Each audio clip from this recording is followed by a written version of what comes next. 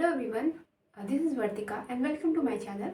तो आज मैं आपको मैथ्स पेडागोजी का एक इम्पॉर्टेंट टॉपिक बताऊंगी जो कि है वैन हीले थ्योरी, जिसे वैन हील थ्योरी भी कहा जाता है।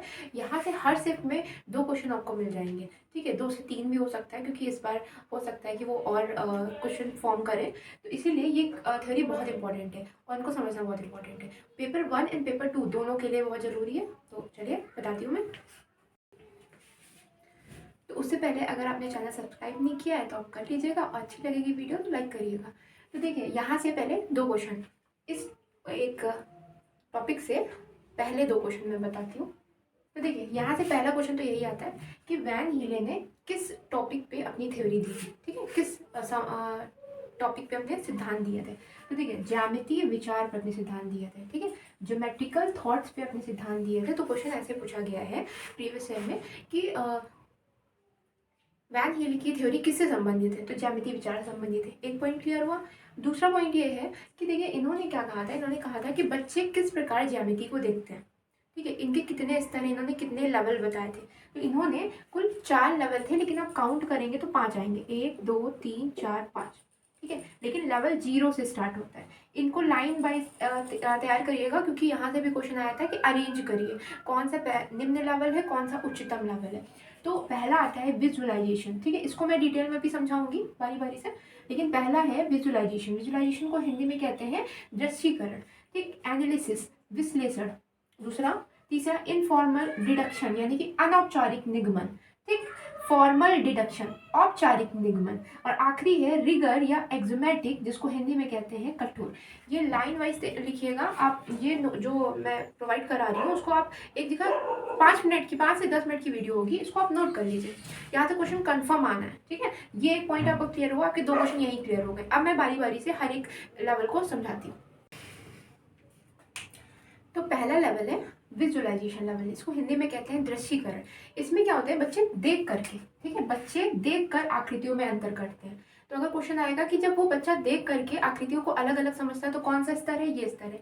फॉर एग्जाम्पल, जैसे बच्चों को जो राइम सिखाई जाती है कि सूरज गोल चंदा गोल घर में रोटी गोल गोल, तो वो राइम इसी स्तर के लिए है, ठीक है, विजुअलाइजेशन स्तर, क्योंकि उसको पता है कि सूरज भी गोल है, चंदा भी गोल है और रोटी भी गोल है। तो अब इनको केवल देख करके वो डिफ्रेंशिएट करते हैं। जिसकी 3 भुजाएं होंगी उसको हम त्रिभुज बोलेंगे, जिसकी 4 भुजाएं होंगी वो चतुर्भुज होगा। और चतुर्भुज में क्या समझिएगा, क्वाड्रिलेटरल में ये स्क्वायर और जो रेक्टेंगल होता है उन दोनों को एक ही चीज समझता है, अलग अलग नहीं समझता इस स्तर में।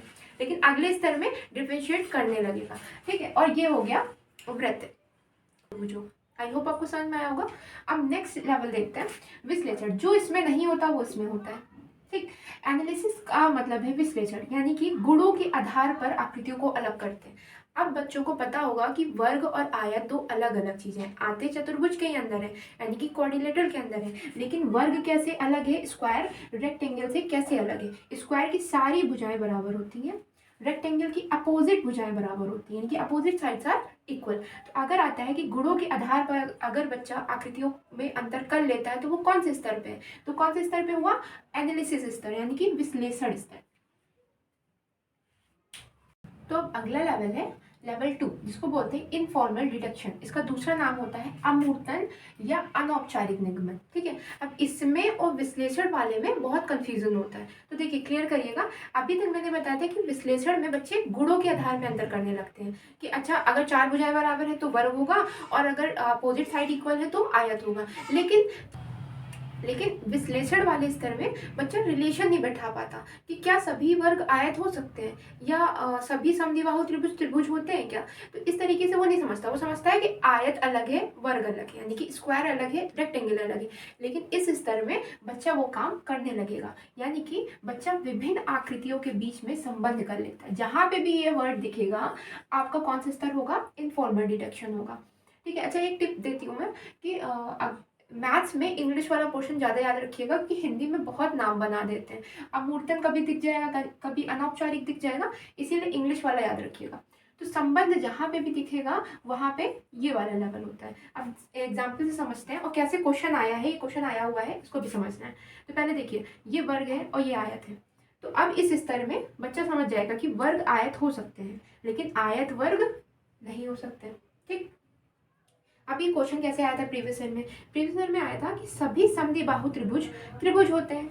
एक बच्चा है जो कि ये समझता है कि सभी समद्विबाहु त्रिभुज त्रिभुज होते हैं, लेकिन सभी त्रिभुज समद्विबाहु त्रिभुज नहीं होते हैं। कंफ्यूजिंग लगा ना? कहने का मतलब है समद्विबाहु त्रिभुज जिसकी दो भुजाएं बराबर होती हैं, ठीक है। ये आता तो त्रिभुज में ही है ना, लेकिन सभी त्रिभुज, त्रिभुज में तो कई टाइप के त्रिभुज होंगे।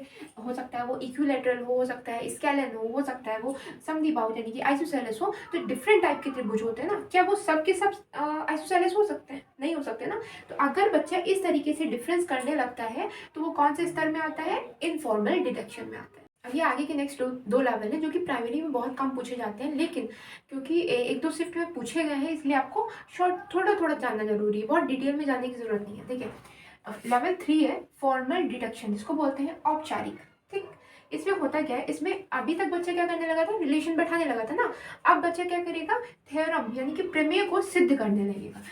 ये वो स्टेज होती है जो आपने क्लास 10th में बुक में पढ़ा है ना कि आप सिद्ध करिए कि सभी वर्ग आयत होते हैं। तो जब थ्योरम वो बच्चा करने लगे तो वो कौन सी स्टेज हो गई? या फॉर्मूला कैसे आया फॉर्मूला उसको निकालने लगे, तो उसको हम बोलते हैं फॉर्मल डिडक्शन। ठीक है, ये बात इतना याद रखिएगा, प्रमेय सिद्ध करना जिसमें आ जाए वो ये वाला हो जाता है। आखिरी है सबसे उच्चतम। इससे क्वेश्चन कैसे आया था कि ज्यामितीय विचार, जो वैन हीले के ज्यामितीय विचार है उसके अकॉर्डिंग सबसे उच्चतम स्तर कौन सा होता है? तो उसको बोलते हैं कठोरता, या फिर रिगर, या फिर एक्जिमेटिक भी बोलते हैं। ठीक है, तो ये इस स्तर में होता क्या? इस स्तर में वो इंसान गणितज्ञ बन चुका है क्योंकि वो खुद से चिंतन करने लगेगा। ठीक है, ये मैक्सिमम स्तर होता है जब कोई गणितज्ञ बन जाता है, यानी कि खुद से चिंतन करके कुछ नई थ्योरीज या रिसर्च वो देने लगेगा।